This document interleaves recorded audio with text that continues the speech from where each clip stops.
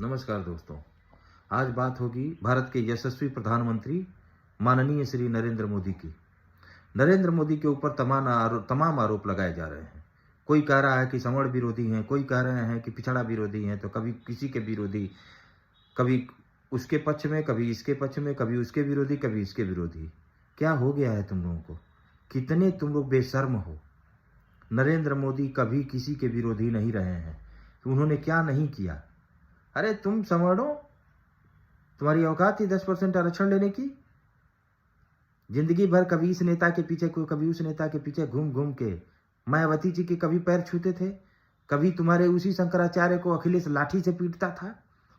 आज तुम सबको इज्जत दिला दी, इस वजह से तुम उसको गाली दे रहे हो। और एक बात और, मैं खुद संवर्ण हूँ, ठाकुर हूँ, इसलिए मुझे ये सब ज्ञान मत देना कि संवर्णों के लिए कौन क्या कैसे कब कहाँ, ये सब नहीं चलेगा। हमारे परम पूज्य भगवान श्री राम टेंट के अंदर बैठे थे, ये आदमी आया और उनको आज राजमहल में बैठा दिया। तुम लोगों को थोड़ी सी भी शर्म नहीं आ रही है? किसी को भी कुछ भी बोल दे रहे हो तुम लोग। कोई गलती उन्होंने नहीं करी है। यूजीसी लॉ लेके आए हैं, ठीक किए हैं, क्यों नहीं? ये कोई सवर्णों का विरोध नहीं है। कैसे कैसे तुम लोग सवर्ण हो यार? तुम डर कैसे गए कि जो है यूजीसी के बांट रही है? कहाँ बांट रही है?